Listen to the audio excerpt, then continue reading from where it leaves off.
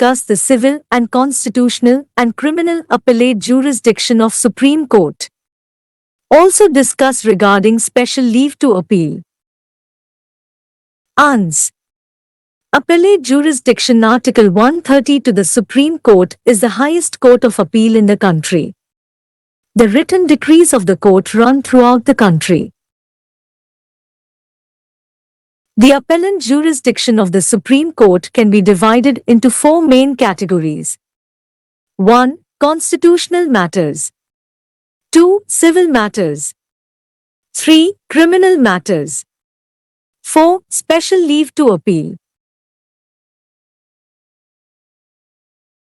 1. Appeal in constitutional matters. Under Article 132, 1. An appeal shall lie to the Supreme Court from any judgment, decree or final order, or a High Court, whether in civil, criminal or other proceedings, if the High Court certifies under Article 134 that the case involves a substantial question of law as to the interpretation of this Constitution. Where such a certificate is given, any party in the case may appeal to the Supreme Court on the ground that any such question as aforesaid has been wrongly decided.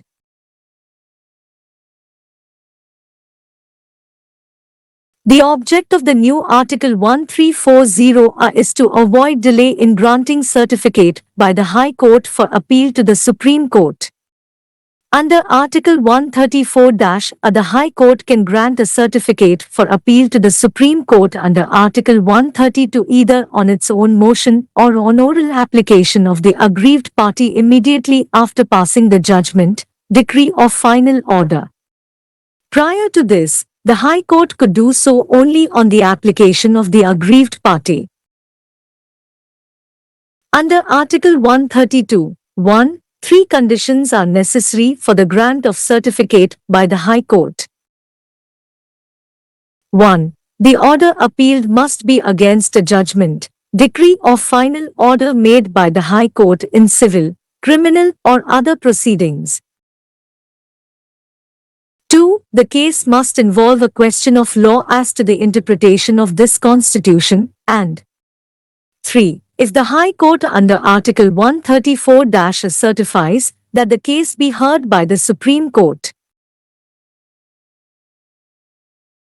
2. Appeal in civil cases. Article 133 provides that an appeal shall lie to the Supreme Court from any judgment, decree or final order in a civil proceeding of a High Court only if the High Court certifies under Article 134-A.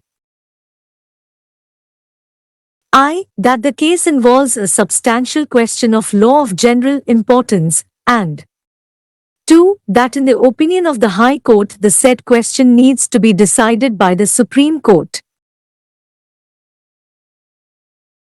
The Constitution, 30th Amendment Act, 1972, has removed the condition of monetary value that an appeal could go to the Supreme Court only when the amount or value in dispute was not less than 20,000 rupees. Under the amended provision of Article 133, now an appeal could go to the Supreme Court only if the High Court certifies under Article 134 that the case involves the substantial question of general importance. In Kiranmal v. Dayanobha, AR 1983 SC 461, the High Court dismissed the appeal by one word, order dismissal against the judgment of the civil judge. The Supreme Court found that the appellant could have raised serious question of law and facts before the High Court, and therefore held that it was a fit case which ought to be admitted and disposed of on merits. The case was remitted to the High Court for disposal on merits. The expression civil proceedings means proceedings in which a party asserts the existence of a civil right. The civil proceeding is one in which a person seeks to remedy by an appropriate process the alleged infringement of his civil rights against another person or the state, and which, if the claim is proved, would result in the declaration express or implied of the right claimed and relief, such as payment of debt, damage, compensation, etc. There is no ground for restricting the expression civil proceedings only to those proceedings which arise out of civil suits in proceedings which are tried as civil suits. Accordingly, a proceeding before a High Court under Article 226 for the grant of writ constitutes a civil proceeding. In an appeal under Article 133, the appellant cannot be allowed to raise new grounds not raised before the lower court. No appeal shall lie, unless Parliament by law otherwise provides to the Supreme Court from the judgment, decree or final order of a single judge of a High Court. This prohibition can be removed by Parliament by law. Such a law will not be an amendment of the Constitution. 3. Appeal in criminal cases. Article 134. According to Article 134, an appeal lies to the Supreme Court from any judgment, final order or sentence in a criminal proceeding of a High Court in the following two ways. A. Without a certificate of High Court. B. With a certificate of the High Court. A. Without a certificate. Article 134. A. B. An appeal lies to the Supreme Court without the certificate of the High Court if the High Court A. Has no appeal reversed an order of acquittal of an accused person and sentenced him to death. B.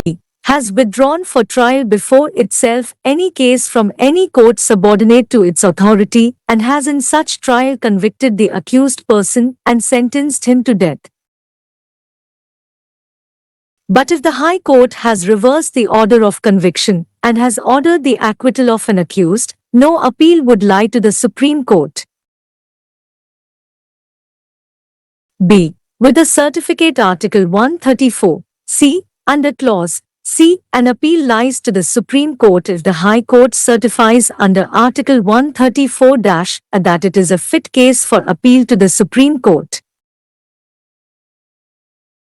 The power of the High Court to grant fitness certificate in the criminal cases is a discretionary power, but the discretion is a judicial one and must be judicially exercised along with the well-established lines which govern these matters. It is to be noted that under Article 134, 1c, the Supreme Court is not constituted as General Court of Criminal Appeal. A limited criminal appellate jurisdiction is conferred upon the Supreme Court by Article 134. Parliament is empowered under Article 134, 2, to extend the appellate jurisdiction of the Supreme Court in criminal matters. In exercise of the powers under Clause 2 of Article 134, Parliament has enacted the Supreme Court Enlargement of Criminal Appellate Jurisdiction Act, 1970. Section 2 of the above Act provides, without prejudice to the powers conferred on the Supreme Court by Clause 1 of Article 134 of the Constitution, an appeal shall lie to the Supreme Court from any judgment, final order or sentence in a criminal proceeding of a High Court in the territory of India if the High Court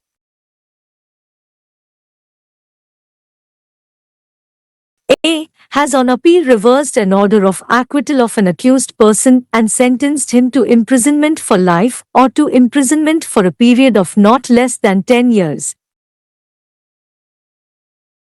B. Has withdrawn for trial before itself any case from any court subordinate to its authority and has in such trial convicted the accused person and sentenced him to imprisonment for life or to imprisonment for a period of not less than 10 years.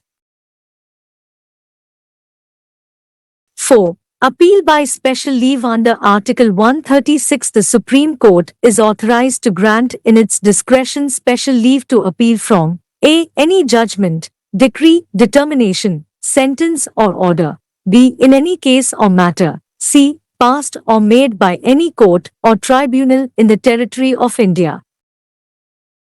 This article vests very wide powers in the Supreme Court. The power given under this article is in the nature of a special residuary powers which are exercisable outside the purview of ordinary law. Articles 132 to 135 deals with ordinary appeals to the Supreme Court in cases where the needs of justice demand interference by the highest court of the land. This article is worded in the widest possible terms. It vests in the Supreme Court a plenary jurisdiction in the matter of entertaining and hearing appeals by granting special leave against any kind of judgment or order made by any court or tribunal, except a military tribunal, in any proceedings, and the exercise of this power is left entirely to the discretion of the court unfettered by any restrictions, and this power cannot be curtailed by any legislation short of amending the article itself.